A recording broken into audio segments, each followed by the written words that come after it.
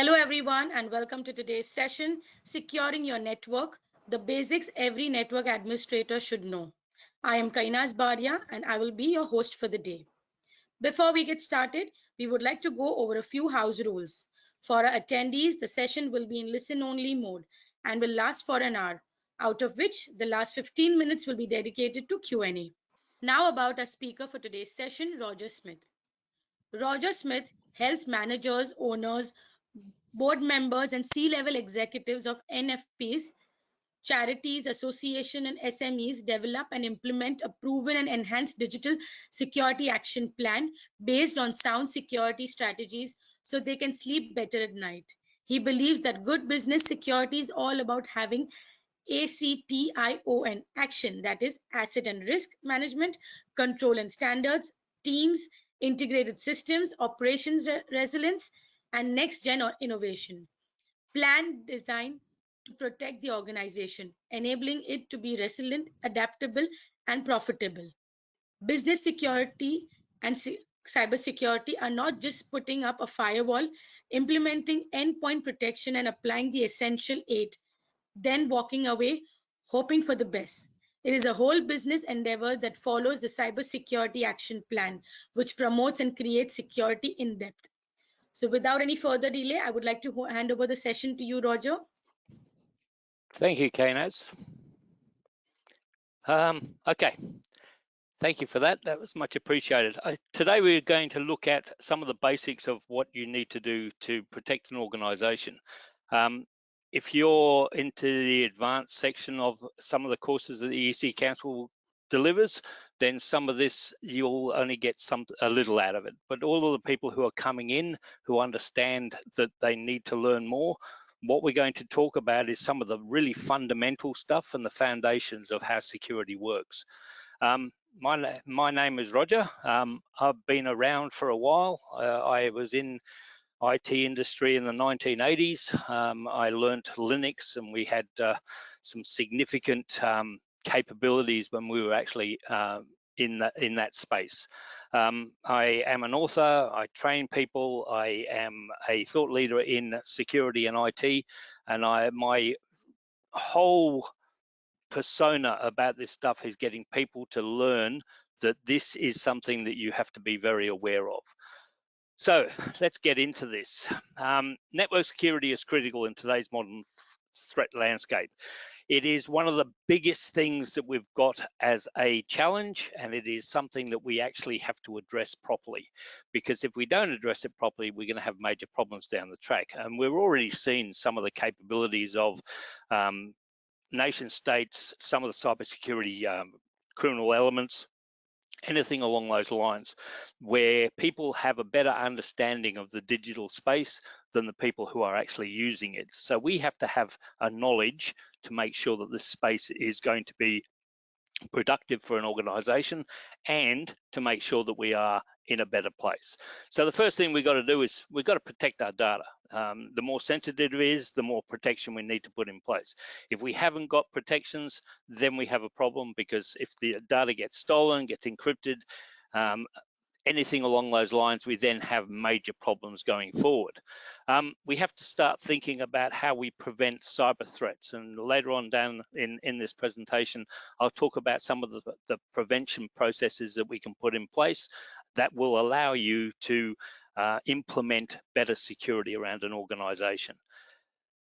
The next thing we have to do is we have to, the whole part of business is to make sure that it's going to continue and it is going to be resilient.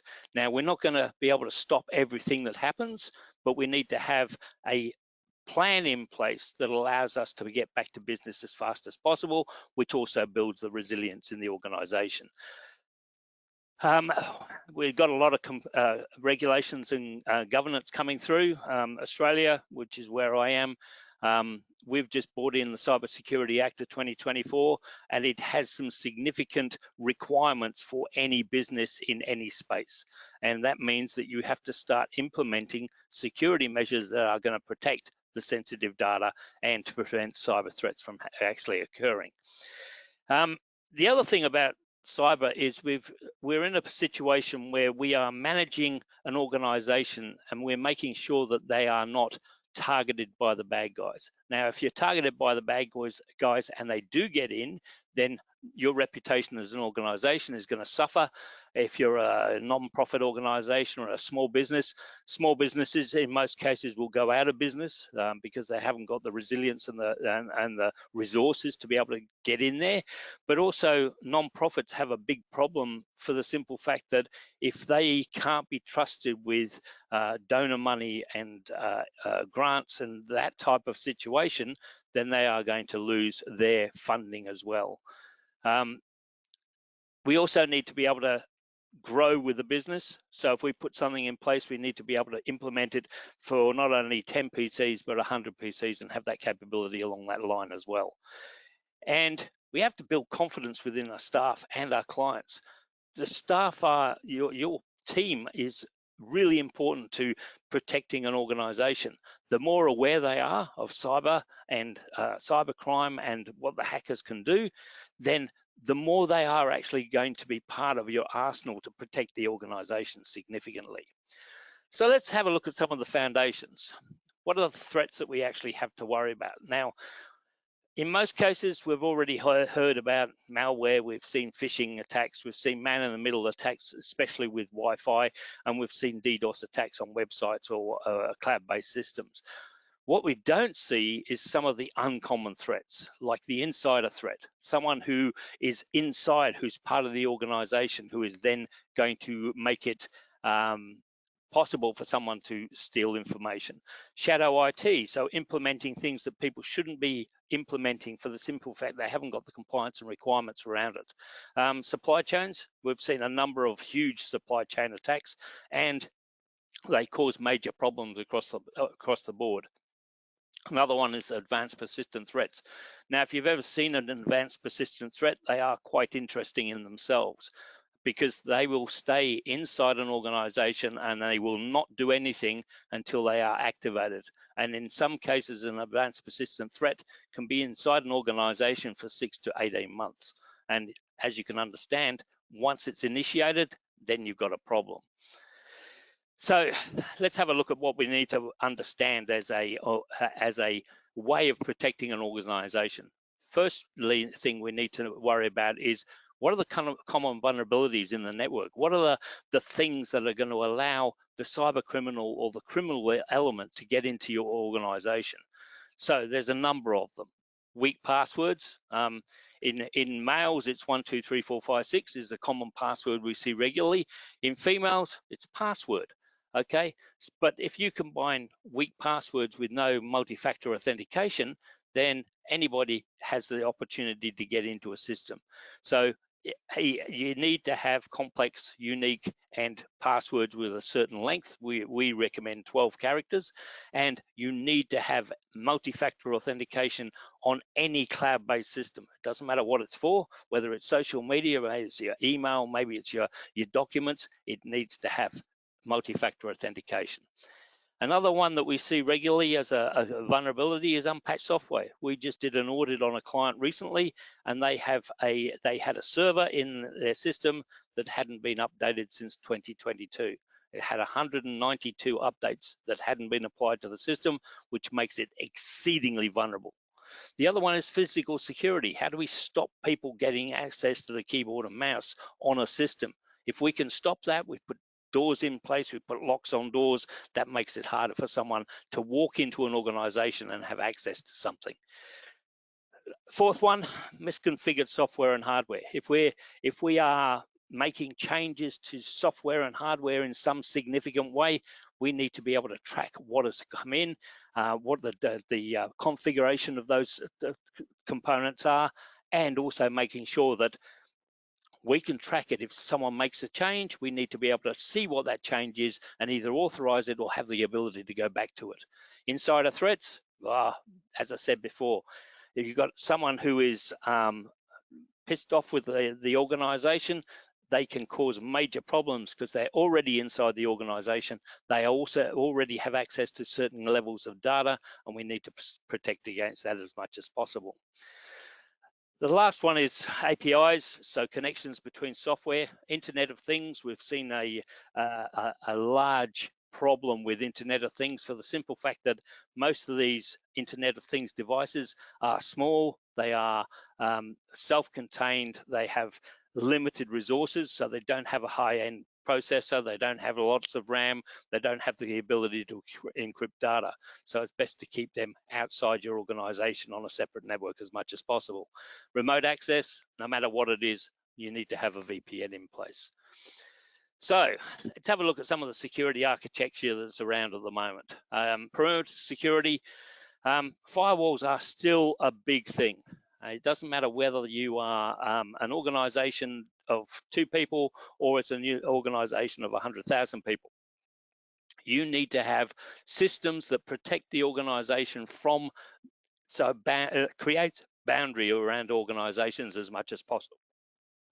If you are going to have things like Internet of Things or old systems in place, then you also need a DMZ, which means that you're separating the network from the main network. Another one is segmentation. So VLANs have been around for a while now, for about 18 years, 20 years. And also you can subnet an organization. You don't have to use VLANs, but you can have separate subnets that actually comply to some of the things that you need to do as an organization. Access control, if you're not allowed to access it, you shouldn't be allowed to access it. The best way to do that, access control, is role-based. So in other words, the CEO has access to certain things, the CFO has access to financials, HR has access to people's records, your sales team have access to a CRM. If they don't need access to it, don't give it to them. It also comes down to there should be a minimal number of administrators on a system. Everybody does not need administrator access to certain things. If you've got a piece of software that requires administrator access to run, then you need to have implement certain controls in place to make sure that they can run, but it's not going to jeopardize the organization as much as possible. One of the big things that we find, it doesn't matter how big the organization, up until about 50 or 60 seats in an organization, there is very, very minimal monitoring and logging within an organization. Now, monitoring and logging literally is something happens on a PC. For instance, someone clicks on a link, it gets infected with malware. The malware doesn't do anything, but you will see it if you're monitoring and logging the system that it's tried to actually use an administrator account or something else to get around the network. If you're not monitoring that, then you're not going to see it. And the next thing you're going to know is all of your systems are compromised, and then the whole system goes down because you haven't been able to see behind the screen of what's happening in that environment. Endpoint security, it doesn't matter what sort of system it is, you need endpoint security. So antivirus, you need a system of not only detection, but you need a thing that's going to respond to the system.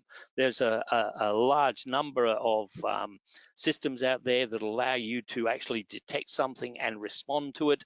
The higher or the more money you pay for it, the better the response is going to be. We use a number of systems that actually disconnect an endpoint from the network so nothing else can actually do anything with it. Intrusion detection and intrusion prevention, anything that comes through the firewall, anything that tries to go out of the firewall is then captured and actually taken to a point where you can actually see what's going on. No matter what your system, doesn't matter whether you are 5 seats or 500 seats, you need to be able to have not only no single point of failure, so you need redundancy. In a large number of organizations, they think that one internet system is going to be enough. You need something like that load balances that, or has something if one ISP goes down, you are still working. Resilience is also part of that process. You need to be able to get up straight away after something happens and be back to business as normal as fast as possible without losing too much time, effort, resources, money, the whole bit. Other things we need to think about when we're looking at system security architecture. Defense in depth, as I said, no single point of failure. If you can have a system that has a backup of some sort, it doesn't have to be a full-blown system in place, but it does mean that you can actually hobble along until you find out what has happened. The internet, what we find is the internet is that it is usually the single point of failure in an organization, because they don't see the benefit of having a second ISP delivering a internet line into an organization. Now, we've come across organizations that have actually stated that their resilience or their security in depth is everybody uses their laptop to plug into 5G or 4G to gain access to their cloud-based systems. Great, but it's not the best way of doing it. The other one, least privilege. As I said, minimum access. If you don't need to have access to something, you don't have access to it. Now, administrators, as I said before, there should be a minimal number of administrators, and no administrator account should ever have or ever be associated with a email system. So in other words, administrator doesn't go to the administrator account, it goes to someone else. It goes to a normal user, so that if someone gets compromised, then it's not going to have the God level access to the system. Administrators should only be used to administrate the system, nothing else. Okay, if they have email or they're surfing the internet, then there's always the opportunity for the bad guys to actually compromise that account and then cause you problems. Zero trust. This is a thing that's been around or started to come into play recently.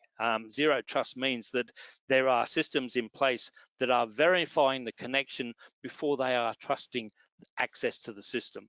Now, to do that, there's a constant verification process in the background, usually every 5 or 6 minutes, sometimes depending on the level of requirement for the organization, it can go down to 30 seconds. The moment it can't be verified, there is no longer any trust, and that then will disconnect the system from whatever it's accessing. Scalability, as I said, you need to be able to grow with organizations. If everybody remembered what happened in 2018 with the Australian census, when you take 7 million people and try to get to a single website at a specific date and a specific time, and you haven't scaled the system properly, then you are going to have problems. So it's something to keep in mind. If you haven't thought about what happens if, and that one of the big things that we play with is what happens if anything is going to happen, you can actually scenario-wise it and then come up with solutions to that problem. Resilience, always have redundant systems in place. The more redundant the system is, the better it is for the organization. When it comes to things like backups and capabilities, we make sure that the system is always going to be able to be spun up in such a way that the people who are using it have access to it. Doesn't matter where you are, encrypt everything. Okay, in rest, in transit, doesn't matter. Make sure it's locked down as much as possible. So let's have a look at some of the core topics of what an administrator should be doing. Firewalls, they are still important.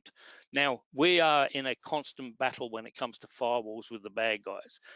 Firewalls, when they were first developed, everything was stopped at the boundary, everything from the inside could go out. The bad guys then started to change the capabilities, which means that if you got infected, they had a straight out way to get out. The people who designed the firewalls been counteracting what they've been doing for ages now, since the late 1990s. Network segmentation, as I said, if you've got an Internet of Things system, if you've got a security camera system, if you've got a security system, there should be a segmentation of that on the network, just to make sure that if something does happen to any of those, because they haven't got the security around them you can apply to an endpoint properly, then they're not going to compromise critical data, critical systems. Remote access, if you need access, then you need to have a VPN in place. Anything that allows the organization or someone from the organization to remote into something needs to be addressed properly. That usually involves a VPN, two-factor authentication, anything along those lines. Access control, as I said before, if you don't need access to it, you don't have access to it. Network monitoring, if something happens, you need to be able to see it, you need to be able to respond to it, you need to be able to do something about it. One of the things that we find is there is a distinct lack of vulnerability scanning in most organizations. They think that the computers themselves are updating themselves, they've got automatic updates, they're being applied, they're being restarted, and everything's honky-dory. No, there's always a chance that someone can gain access to a printer or a security camera or anything along those lines. If they can compromise the system in other ways, and you have to be aware that these people can do what needs to be done to get there as well. Detection, incident response is something that we need to have. How do you detect the threat? How do you understand what is happening in your organization? Again, the capability of your staff, of your team, of your users is really important when it comes to how do you protect that organization as well. If you're in a situation where you can make sure that there's a response, then have that in place as well. Incident response lifecycle, what is going to happen? The whole process of what happens if you are in the middle of a response. You need to have, and one of the things that we recommend for all of our clients is we have a little card that literally says, if you think you have been compromised in some way, you've clicked on a link, you've answered an email, you've exposed the organization, these are the 3 things that you need to do. One is, do not turn off your computer, but disconnect it from the network. If you're on a Wi-Fi, you talk to someone about disconnecting the Wi-Fi itself. That then isolates the system, and you can then do something about it. When it comes to the tools that are available, so many tools that are available, and each one does a specific process. I'll put up 3 here. A SEAM literally is centralized logs, make sure that the events are being correlated properly. You can put smarts behind it, whether it's AI or machine learning. If it sees this, it's going to do this, and you can actually set it up in a large way, but you need to have a human in there somewhere. Okay, a human has to be tasked with doing something. Excuse me. Endpoint activity monitoring and responses when it comes to EDR, and the IPS network traffic, anything that's going on, how is stuff going through the network, what is it doing, why is it doing the way things that it's doing. I'd like to give you an example. We had early in 2023, we had an organization who, they were a software company. They had been secured as much as they would pay for, is probably the best way of putting it, but they were targeted, and the target was designed to actually compromise the supply chain. So the initial breach, again, developers workstation, clicked on a link, downloaded, clicked on a phishing email, it downloaded a remote access Trojan to that computer, and then we actually then had to do something about it. So what were the tools that we saw, that we implemented? Well, we had a SIEM, we had the free version of Splunk that was in place, we had an EDR, which was CrowdStrike Falcon, which actually isolated the computer. We saw using Snort where the system, where it was compromised, where the command and control was. And we also saw in our user behavior analytics that this person had been doing that regularly. So we implemented a number of additional awareness training capabilities for the system. So what happened? Well, the first thing that we did is we had CrowdStrike actually isolate and contain the attack.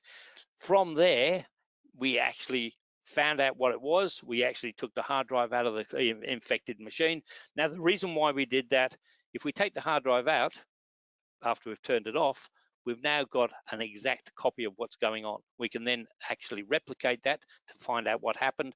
If it becomes something that we need to take to court, you have a copy of that system that hasn't been changed at all. And it allows you to do significant forensic investigations because it allows you to change whatever needs to be there, but the original is still in place. How do you recover? What do you need to do? How do you eradicate it? As I said, we've already eradicated because we had the tools in place. And how do you, what notification were we required through our compliance and governance to be able to actually do something about it. So the monitoring was critical, okay? It gave us baseline updates. It told us exactly what had happened. But as I said, one of the things that we noticed was the employee needed more training. So what do we do? Training and awareness, absolutely critical, because if you haven't got that training and awareness, then the people who are going to be in your team are not going to understand the dangers that these wonderful digital devices deliver. We need secure access. How do people access the system? Username, log on, biometrics, dongles, anything along those lines. Who needs access? What you need to also make a decision about is, does that security need to be in place before you actually implement it? Zero trust network access, as I said, verify, then trust. If the verification stops, the trust stops. So things stop working. So they don't have access to certain things so that you can make sure that they're no longer compromised. Harden your systems, okay? If it doesn't need to be on your system, get rid of it. Now, when it comes to applications on computers, applications on tablets, applications on phones, make sure that if they're organization-based, do they need them? Is there going to be someone who's going to use them? If they're not, get rid of them. Because if you don't, then we've got a problem. Because targeting or finding what vulnerabilities are there, and when it comes to vulnerability scanning, you can look at a vulnerability scan and go, okay, let's say the music program on Windows has got a vulnerability that allows someone to have full access to the system. We don't use that. Okay, uninstall it, remove it from the system. Do a regular audit. Now, you'll hear a lot about pen testing, but that also includes vulnerability scanning, but it needs to be done from outside the organization, because if you're using an internal, they are going to, I wouldn't say cut corners, but they are going to be worried about what Joe Blow has done, and they may not report because of the repercussions of it. Depends on how you want to look at it, but if you can get a regular pen test done on the system, then two things. One is you've got to remember that a pen test is a point in time. You might pass a pen test here, and 2 days later you are vulnerable. Okay, so it doesn't exactly tell you exactly how secure you're going to be. Okay, if you're an aspiring admin, all current admins, you need to have knowledge of networks, operating systems, security basics. You need to improve your soft skills. You need to look at documentation, your team, your collaboration, your customer service. If you're developing advanced skills, you need to understand how automation works, how scripting works. If necessary, how AI works. Now, I'll just take a little change. If you're using AI for anything to do with IT, make sure it's never put it straight into a production environment. It has to be tested. But also, in addition to that, if you are an organization like a startup that has a lot of IP, it doesn't go into AI for the simple fact that there's no security around it. Now, in an organization that is now starting to use AI, you need to have a policy. So build a policy that says this is what people are allowed to use with AI, with machine learning. This is what they are not allowed to do, and that makes it a lot more secure. When it comes to current admins, focus on cybersecurity. It's a huge thing at the moment. Security certifications, if you've got the time, do them. If you have an incident response and forensics, do them as well. If you are looking at zero trust principles, they are something that's going to be something prevalent in the future. You need to stay current. 3 months out of IT, and you're already behind the 8 ball. So you have to keep up with what's happening. Get on a number of newsletters. Anything that comes up and says these are the security things that are happening in the world, not just in where you are, but all over the world, because you never know where. And today you've got to think global, you're not going to think local, and you need to make sure that that is protected as much as possible. If you're looking to get into this, then you need to actually do something about it. So again, network basics, operating systems, security essentials, anything along those lines. Get into some labs. There's a number of labs that are online, don't cost any money, but it gives you an idea of what you can do or what the bad guys have the capability of doing to an organization. Certification, entry-level certs, CISSP. If you can get there, great. If you can't, just use the knowledge that you gain from hands-on experience. Online support, free learning platforms, anything along those lines. So, key takeaways. Understand threats and vulnerabilities. Okay, if you don't understand what malware is doing or what phishing can do, or a DDoS or an APT, you need to actually understand what they do and how they do it. Vulnerabilities, there's a number of them. Technical, unpatched systems. Configuration, someone's put a bad rule into a firewall. Human, social engineering. Okay, it's a vulnerability. You need to address it properly. Second one, best practice for network access. Who has access to what? Why do they need access to it? And if they have access to it, what can they do with it? And in addition to that, work out what your true assets, digital assets in the organization are, and make decisions about what would happen. What is the most important? Going back to risk management. What is the most important? What happens if it's not there? And you can then build a best practice environment around what you need as well. Monitoring, detecting, incident response. You need to be able to monitor the network to find out what's going on. You need something that's going to detect and respond to that an attack. And you also need to know that if something does happen, how do you get back to business as normal as fast as possible? And how do you work out what the incident was? How are you going to learn from it is probably the best way. And emerging trends and threats. If you don't see the threats, then you're not going to understand what's going on. So where to from here? When it comes to the business itself of learning, then you need to actually do some certain things around it. Only set yourself short-term goals. Okay, you want to be a CISSP. Okay, what's the first step you need to do to get there? What's the second step? What's the third step? Those little chunks will teach you a lot. Develop a learning plan so you understand what you need to do to get to where you want to go. Pick a stream, whether it's forensics, whether it's network management, whether it's pen testing, whether it's vulnerability scanning. Stay with it. Don't do anything else. Until you are the expert in the field of whatever that stream you played. Seek mentorship. See if you can find people who will help you, who lead you through some of the thing. Get involved, work with other people, work on projects, and apply your skills, and so that you can use those skills and get better at them. If you don't have a skill that you need to do your job, learn it.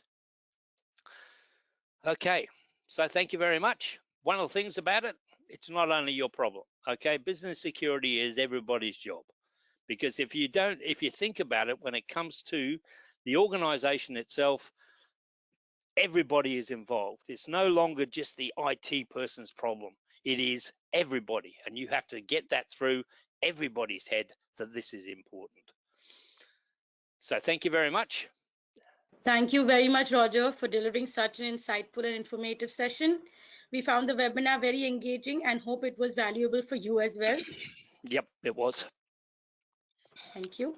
Before we begin with the Q&A part, I would like to inform all the attendees that today's session is in sync with EC Council's Essential Series certification.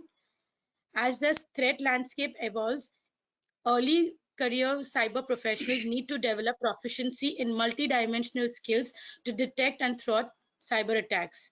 The Essential series from EC Council helps you gain a solid foundation across 8 key domains such as ethical hacking, network defense, cloud security, IoT security, threat intelligence, digital forensic, DevSecOps, and security operations. The course offers immense learning experience through labs, coursewares, engaging video materials, capstone projects, CTF challenges, and an exam to certify the participants' knowledge. If you're interested to know more, kindly take part in the poll that is going to be conducted now. Let us know your preferred mode of training and we'll reach out to you. So Roger, we'll start with the question and answers. Okay, no worries. Thank you. Could you give us some highlights on your approach on cloud concerns, such as subset on network security? When it comes to, you've got to remember one thing when it comes to cloud environments, okay? Tertiary systems, where you've got a server, you've got a firewall on an organization, you've only got one IP address that's exposed to the internet, and people have to get through that firewall or infect someone inside that organization to get out. When it comes to cloud-based systems, it's visible from the whole planet. Okay, anybody can, it doesn't matter who they are, can gain access to that system. So I can type in portal.office.com and I have access to Microsoft's Office 365, which means that when it comes to security of those systems, you've got to make sure that the three things are in place. One is username, password, and two-factor authentication. The second one is how you manage the actually organization or the system itself. And the other one is to make sure that people don't have the three components of username and, well, two of the components, username and password. If you can diversify that, make them complex passwords that are unique, then you are making yourself a lot more secure.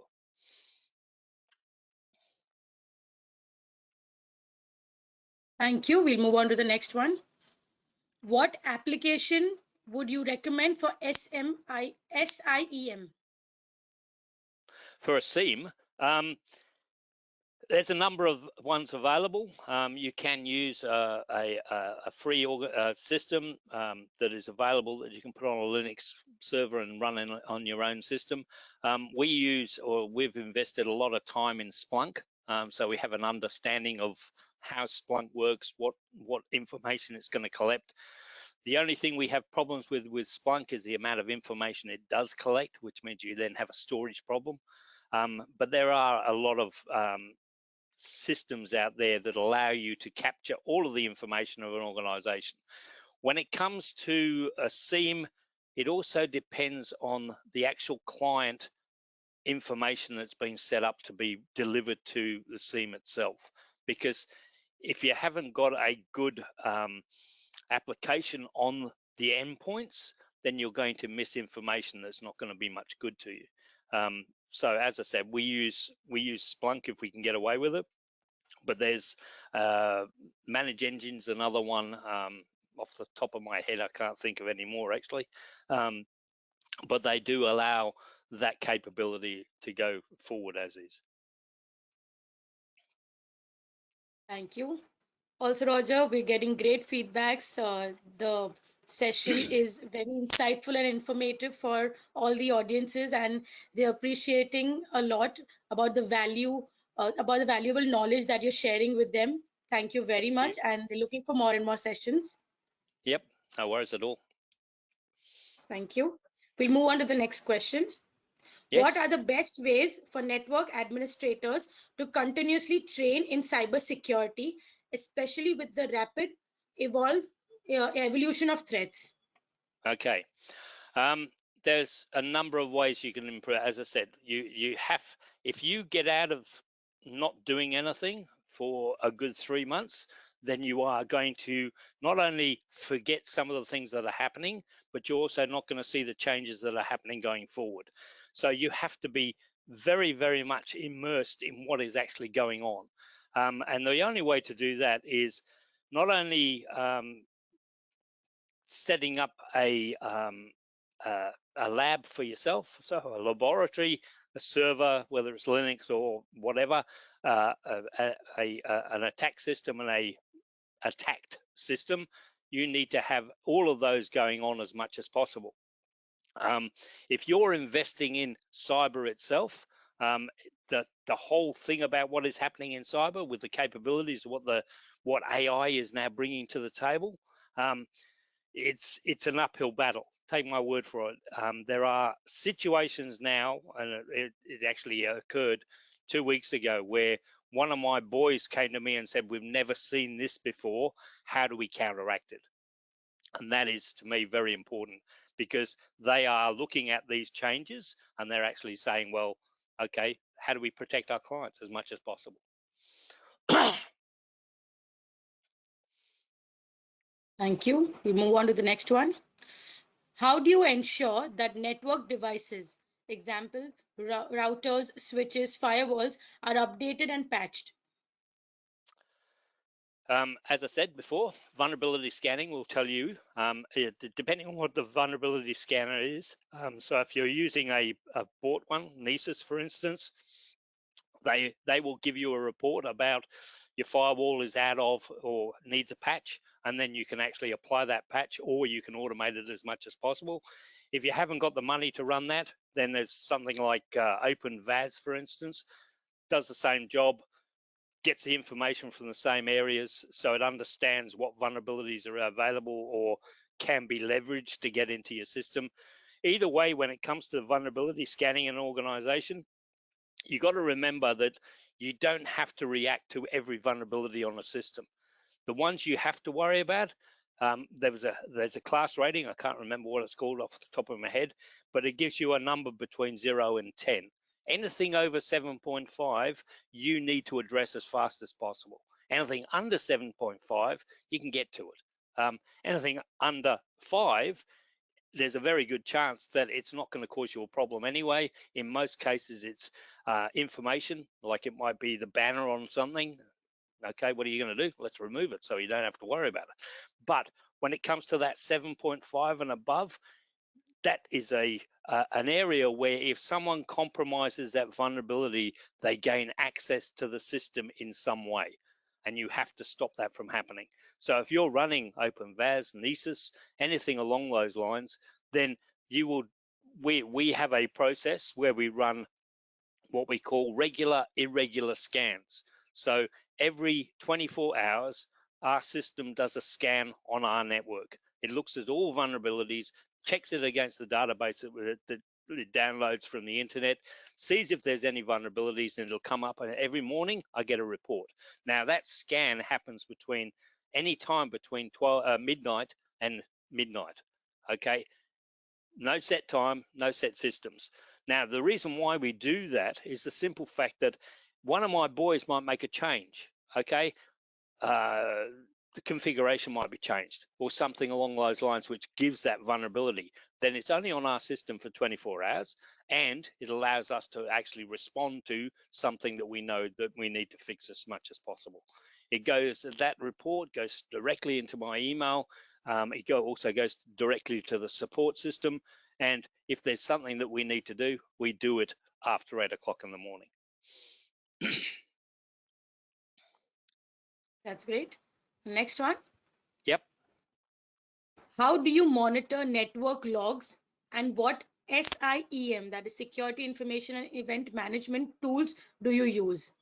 As I said, we use Splunk for the simple fact that we know it, but there's a lot of them out there. But there's two schools of thought. One is agentless and the other one is an agent.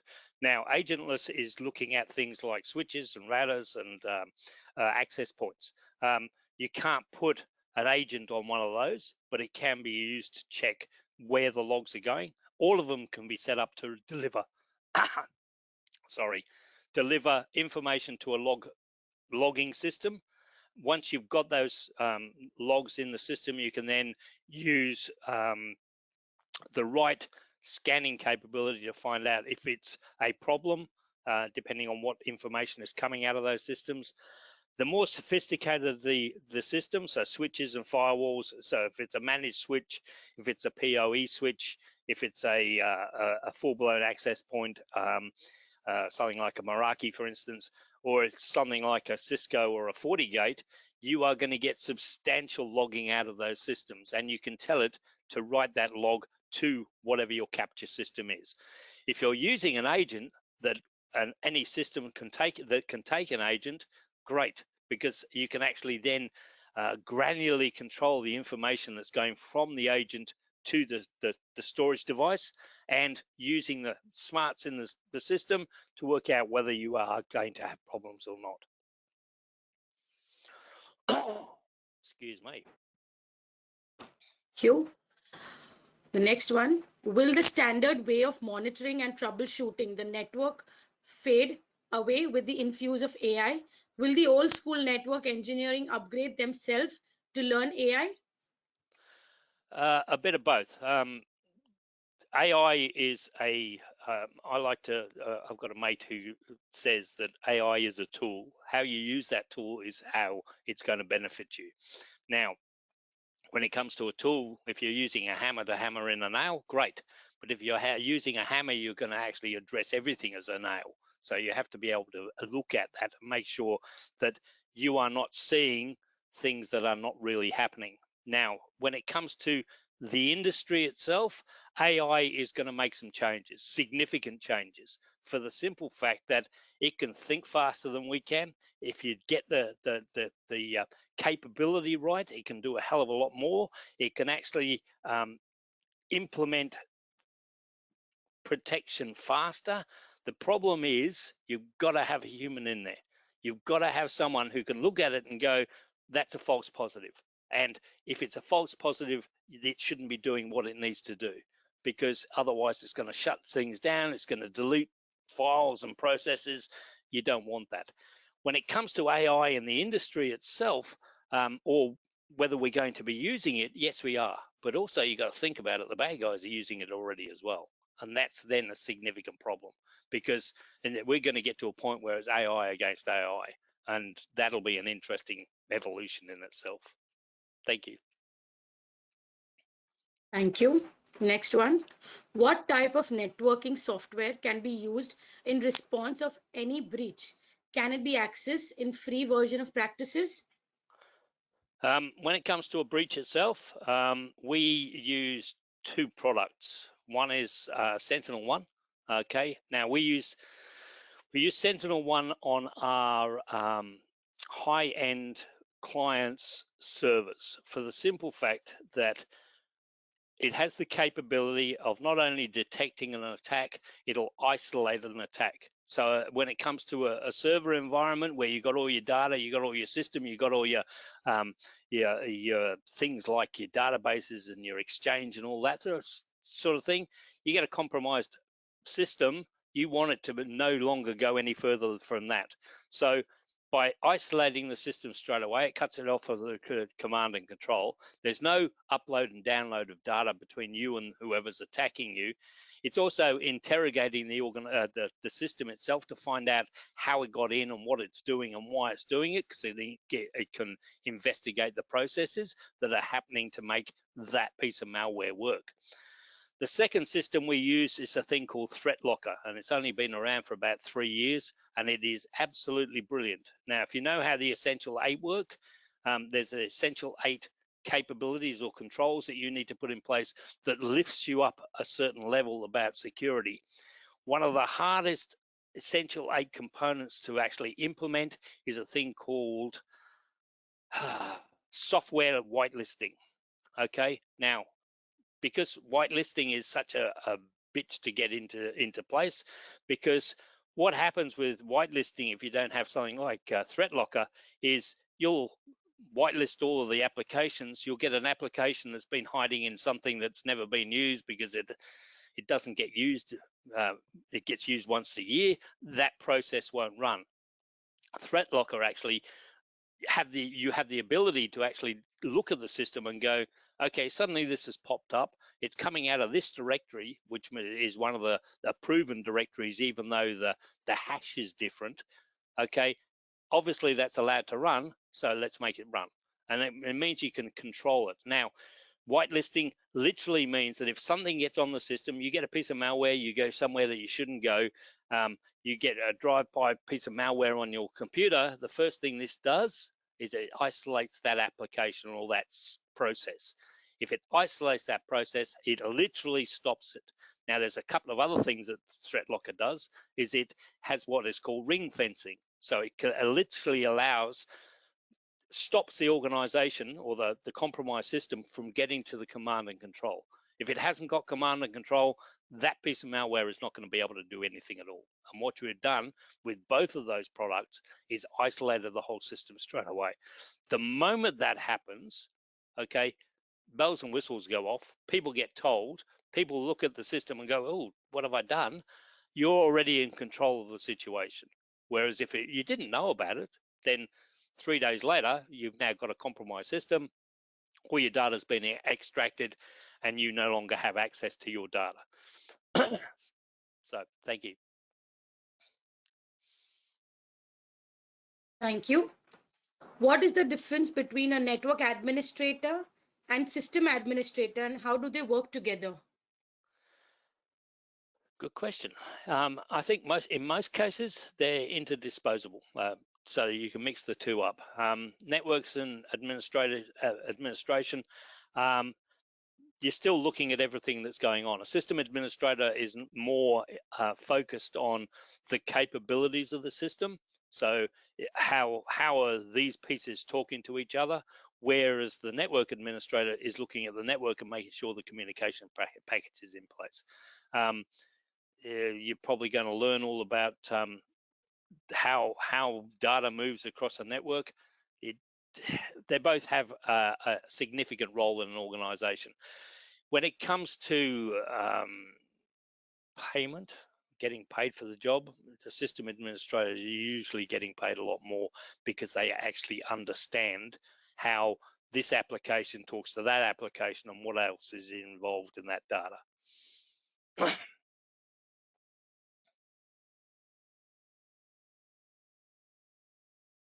Thank you.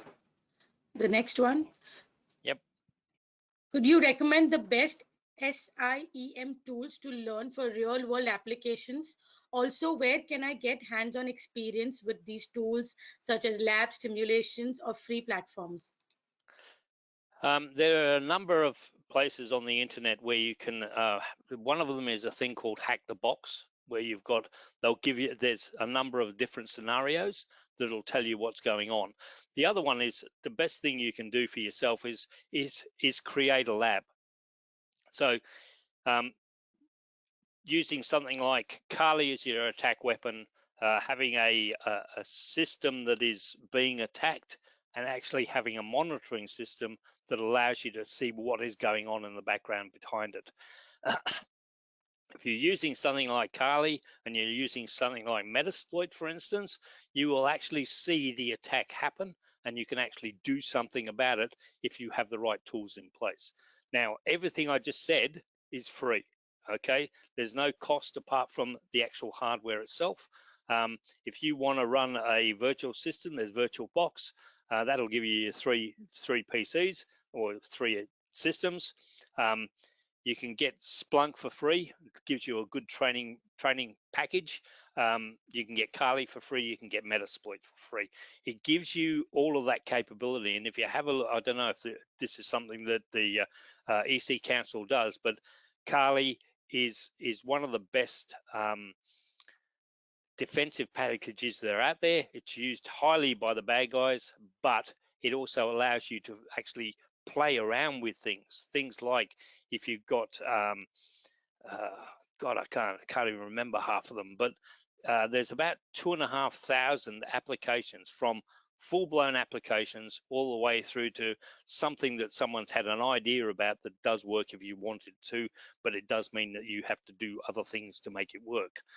Now, when it comes to that, if you want it to work and you go, how the hell do I use this? What do I need to set it up to do it? Then you're learning all about what the bad guys are doing. When you've done that, you can then sit back and go, how would I stop that? How would I stop that from happening? That's where most of your learning should come from. Cyber is such a big area of expertise. Nobody is expected to have a full knowledge of whatever is going on. And as I said in one of the slides, pick a layer, that's what you target, and find out what things can be done.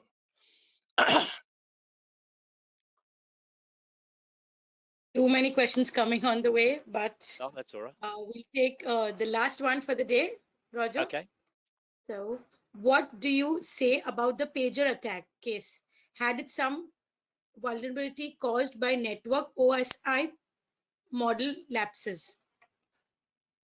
Tell you the truth, there's been a lot of conjecture about why it happened or how it happened. It does, because from a outside looking in, knowing some of the capabilities, it looks like someone found a way of overloading the battery capability of the pages that allowed them to explode. Now, whether that was Israel or someone else, it didn't really matter. But what it did show that these systems, old systems, are vulnerable to attack. And again, we have to be very aware of how these things come about. When it comes to cyber, two things: never take anything for granted that it's not going to be attacked. And as I said, think outside the box, because that's what the bad guys are doing all the time. Because if you think outside the box, you're getting a better understanding of what the guys are capable of. And if they're capable of overloading a battery, working out how that can work, obviously it was a piece of malware that got delivered to that system in some way that overloaded the battery that allowed it to blow up. That's something that we need to look at. But these capabilities are all over the place. We just have to be able to look at them and learn from them, because if we don't learn from them, we're going to have a problem. Excuse me. Thank you once again to our speaker, Roger, for answering those questions and for the great presentation and the knowledge that you shared with us. It was a pleasure to have you with us, and we're looking for more and more sessions with you, Roger. Okay. Before we conclude with this webinar, would you like to give a short message to our audiences? When it comes to cyber, as I said, learn from what is happening outside your sphere of knowledge and always be learning, because this stuff, yeah, as I said, 3 months and you're already behind the 8 ball. You need to be aware of what goes on. You need to be aware of how the nation states are using APTs, how the cyber criminal gangs are using malware, how they're delivering that malware, how AI is interacting with all of these things. So you have to be able to step back from it, look at what is happening and go, I know how they did that.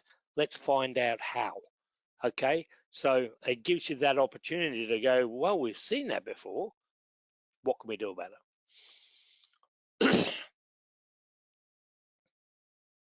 Thank you so much, Roger, for the message to our audiences.